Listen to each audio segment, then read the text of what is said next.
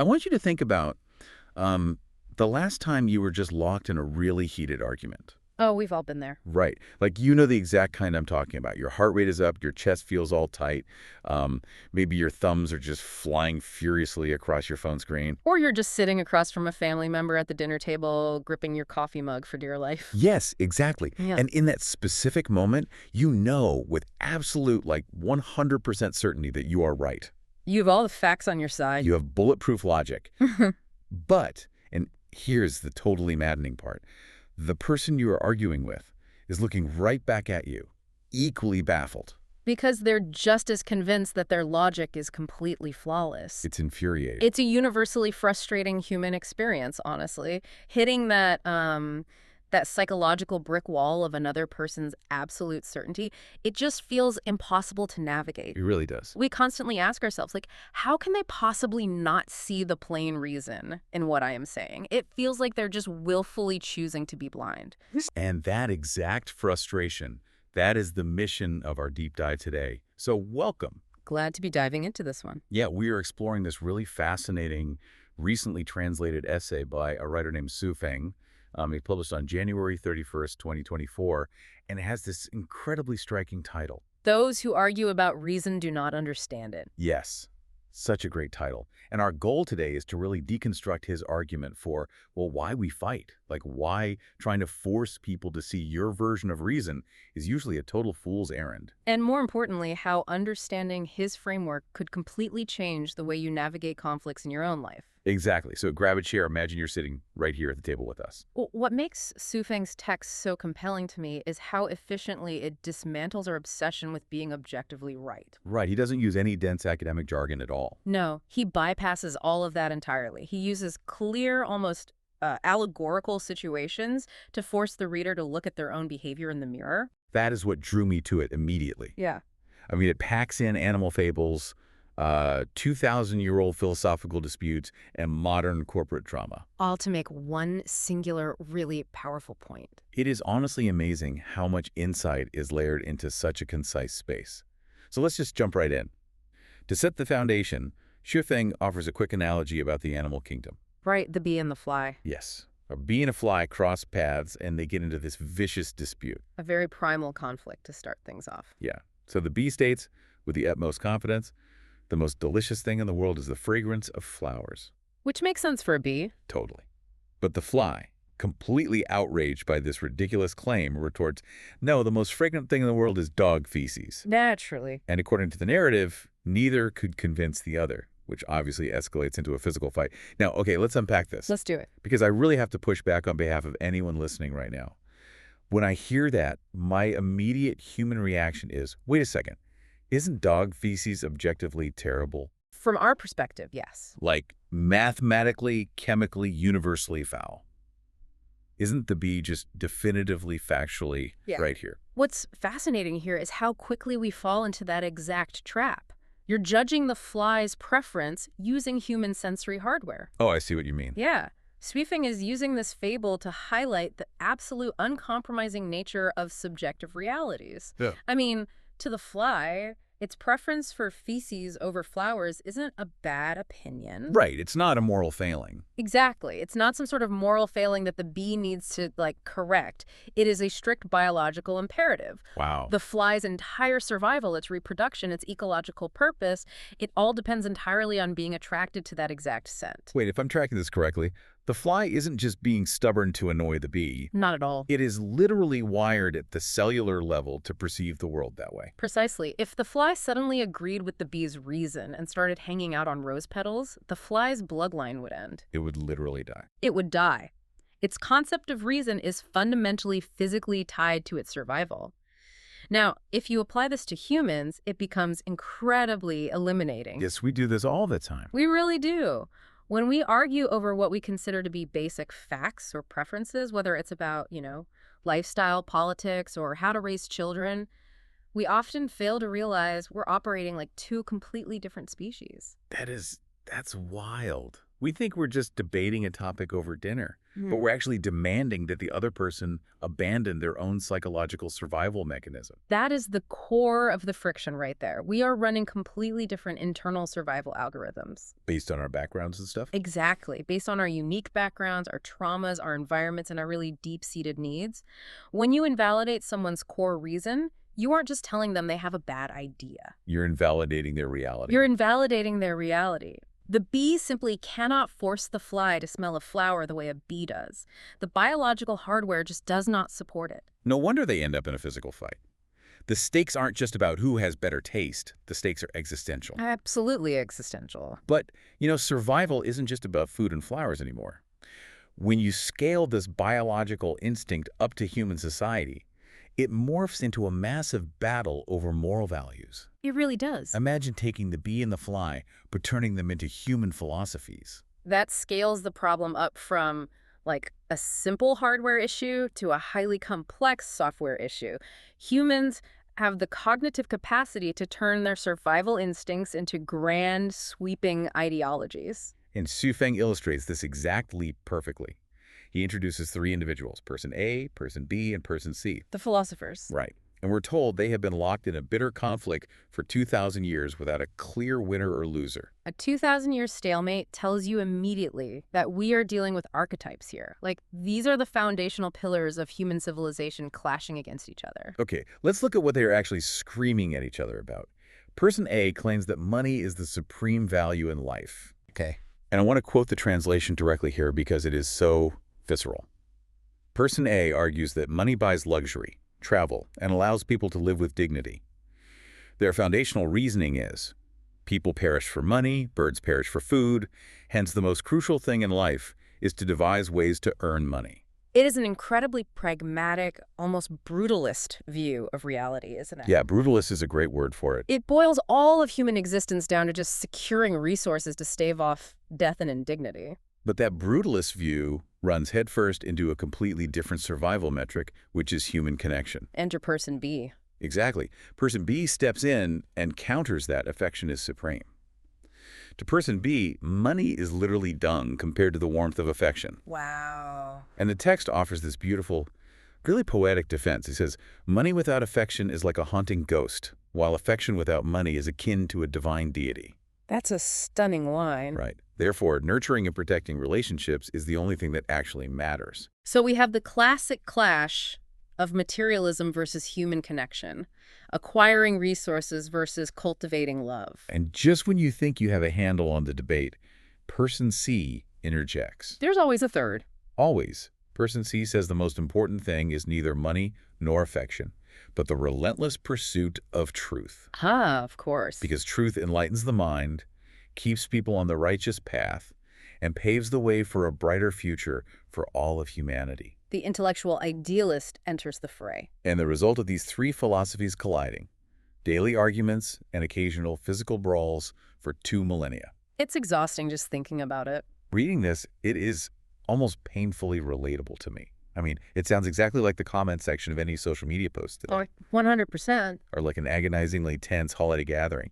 But looking at it laid out so starkly, I am trying to find a synthesis here. I'm looking at this and thinking the obvious way out is a compromise. You'd think so, right? Yeah, like why can't they just admit that a fulfilling human life probably requires a mix of all three? Why the endless fight? Are they fighting because they are wrong, or are they fighting because they refuse to admit that you might actually need all three? If we connect this to the bigger picture, you've hit on the exact psychological tragedy of human conflict. The tragedy isn't the individual values themselves. But is it then? Well, person A is correct. I mean, without resources, survival is incredibly grim and stressful. Person B is also correct. Without love and connection, those hoarded resources feel completely empty. Yeah, that makes sense. And person C is correct. Without truth and enlightenment, society stagnates and we lose our collective way. So they all hold a vital piece of the puzzle. They do. They all have entirely valid, well-reasoned points. The conflict, the 2,000 years of endless, exhausting brawling, only exists because they insist on imposing their personal framework onto everyone else. Ah, so it's about control. Exactly. They demand universal compliance. It is not enough for person A to quietly value money and build their wealth. Person A needs person B and person C to admit that money is the only supreme value. Oh, I see. It's the psychological safety net. Yes, expand on that. If I am person A and I have dedicated my entire life to chasing money, your assertion that love is more important actually threatens the validity of my entire existence. Oh, boom. Exact. If I don't force you to validate my worldview, I might have to face the terrifying possibility that I wasted my life. That is a brilliant way to frame it. It's the absolute intolerance for a pluralistic reality driven by ego and fear. Wow. They're blind to the fact that just like the fly has its physical survival mechanism, humans have psychological survival mechanisms. Right, like we were saying earlier. Yeah. Someone who grew up in extreme poverty might understandably prioritize person A's worldview of acquiring resources because that mindset is literally what kept them alive. That's their hardware. Exactly. And someone who had money but suffered profound emotional neglect might aggressively champion person B's worldview. They are projecting their internal, unhealed needs onto the external world and demanding that the world conform to make them feel safe. Man, this philosophical deadlock is just fascinating to analyze in a vacuum. It was intellectually fun to think about these three archetypes shouting at each other across history. It is. But what happens when you take these conflicting, equally right perspectives and throw them into a high-stakes environment? Say, a scenario where you can't just philosophize endlessly over wine, but where real-world decisions have to be made with millions of dollars on the line. Right, because theory is great until you actually have to execute something.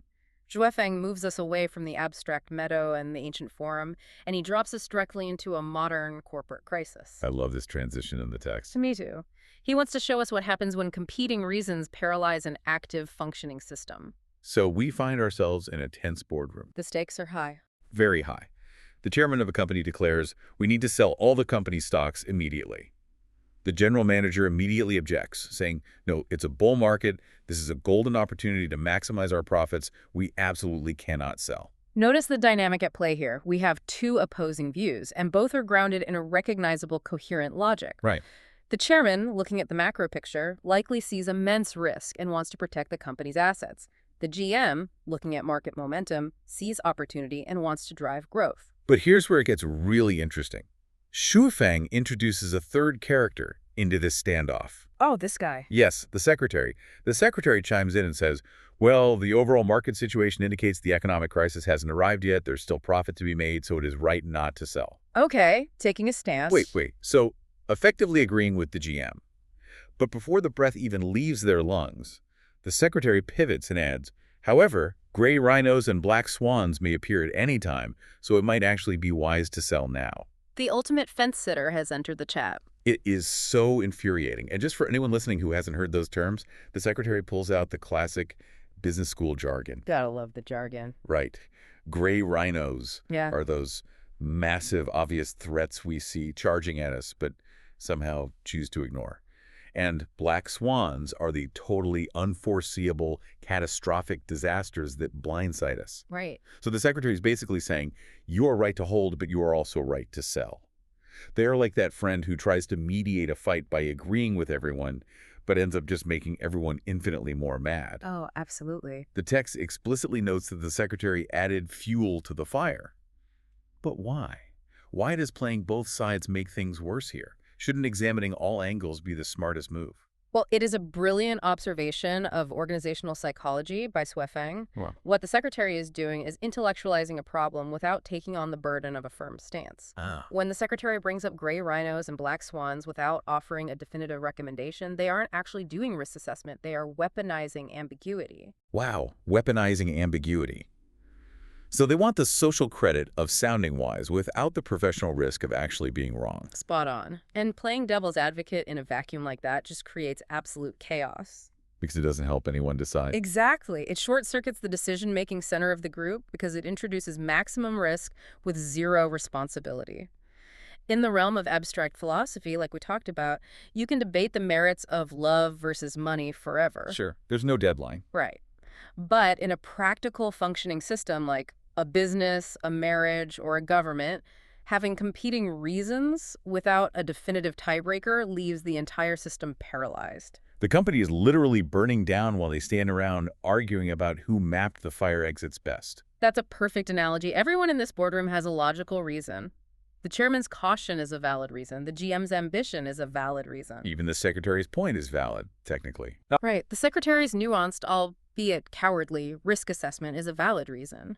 But because they're trapped in a cycle of trying to convince each other whose reason is the most objectively true, action becomes impossible. Yeah. The text tells us the company's prospects are left in absolute jeopardy. They are debating theory while the ship sinks. Yes. So we have seen that animals fight over biological realities because they have no choice. We have seen that philosophers fight over moral frameworks because their egos demand universal validation. Yep. And we've seen that executives fight over practical strategies, paralyzing their own success. They all have perfectly valid reasons, yet they all actively destroy their own futures trying to prove it. It's a pretty bleak pattern. It is. Yeah. So what is the mechanism to break this cycle? Xuefeng has painted a pretty grim picture of human interaction. How do we actually stop the endless argumentation? Well, this is where Xuefeng delivers the core thesis of his essay. He asks the reader directly, who is right? Is it the bee or the fly? Person A, B, or C? The chairman, the GM, or the secretary? And what's his answer? His answer requires a massive relinquishing of human ego. He states simply, each has their own reason. Yeah, the text says, everyone in the world has their own reason, and everyone's reason is right. That is such a bitter pill to swallow, though, when you are in the heat of an argument and you feel the righteous fire of your own logic. It's incredibly difficult. It demands that we let go of our favorite security blanket, the belief that our perspective is the center of the universe. Yeah. Xuefeng argues that if anyone actively tries to make others accept their reason, it just proves that they don't actually understand the fundamental nature of reason itself. Because reason is subjective. Exactly. They fail to grasp that subjectivity. And then he offers this beautiful, almost Taoist proposition. He suggests we should never impose our own reason on others, but simply let your own qualities shine. Let your own qualities shine. Oh, Okay, so what does this all mean in our day-to-day lives? it's a great question. Let me try out an analogy here and see if this tracks. It is kind of like taking a road trip with your friends. You can argue all day long about the absolute best route to take to the destination. Oh, the classic GPS argument. Right. The scenic route is beautiful, the highway is fast, the back roads avoid traffic. Everyone has a perfectly valid logical reason for their preferred route. But at the end of the day, you can't drive a car down 3 different roads at the same time. You'd rip the car apart. Yeah. Yeah. So the person who actually owns the car, the person who paid for the gas and is holding the steering wheel, they are the ones who get to pick the directions. This raises an important question, and your analogy leads perfectly into Xuefeng's ultimate framework for resolving disputes. Okay, get me. If everyone's reason is valid, but we still have to make a choice, like we have to pick a single road to drive down, how do we decide without tearing each other apart? Xuefeng writes, so how can we avoid quarrels, arguments, and even fights caused by reasoning? The answer is, whoever is responsible, whoever bears the consequences, they have the final say. Whoever bears the consequences has the final say. Simple as that. That cuts through so much noise. It completely bypasses the debate over who is smarter or who has better data. It is a razor-sharp heuristic for navigating life. Xuefeng argues this shifts the entire focus of human conflict from an intellectual battle of who is right to a practical boundary of who is responsible. Wow. Think about how much emotional energy you or anyone listening wastes arguing over things where you don't actually bear the consequences. Oh, man. We love to give unsolicited advice. We're obsessed with it. We tell our friends how to handle their messy relationships. We tell them how to manage their careers. We critique how they spend their money. Yep. And we get furiously, personally offended when they don't listen to our flawless reason. We feel slighted, like they've insulted our intelligence. But the reality is, if their relationship fails or they lose their job or they go bankrupt, they bear the crushing weight of that consequence, not us. We get to just walk away, shake our heads, and whisper, "I told you so," while they actually have to live in the rubble of their life. Precisely. And conversely, how often do we let other people impose their reason onto our lives? Oh, all the time. How often do we let family members or societal expectations dictate our choices, even though we are the ones who have to live with the fallout of those decisions? That is so true. Going back to the boardroom scenario, this framework solves the paralysis instantly, doesn't it? Instantly. If the chairman owns the company and personally absorbs the financial ruin, if the market crashes, the chairman's reason wins, period. Right. Not because he is intellectually superior to the GM. And not because he predicted the future better, Yeah. but because he holds the ultimate risk. Exactly. The GM, realizing this dynamic, can simply stop arguing. The GM can say, my reason is to hold, your reason is to sell, but you bear the consequence of this portfolio. I will execute the trade, and I will let my quality shine by executing it to the absolute best of my professional ability. And the argument evaporates into thin air. It's Sweffing frames this as a liberating concept, and I can really see why. It frees you from the exhausting, impossible burden of having to be the universal arbiter of truth for everyone around you.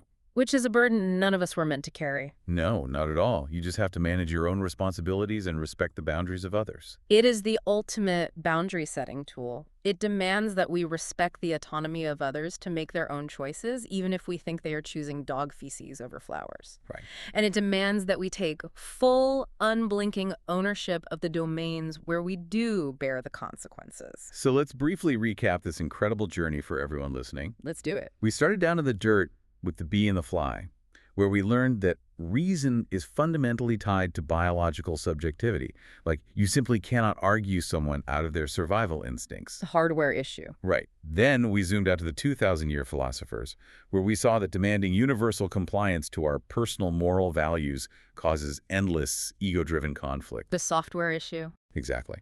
And finally, we stepped into the corporate boardroom, where we learned that playing devil's advocate without stakes just causes paralysis. Right. And that the ultimate tiebreaker to any argument is simple: responsibility. Whoever bears the consequences has the final say. Yes. His framework requires a tremendous amount of humility, I think, but it promises a profound amount of peace in return. It really does.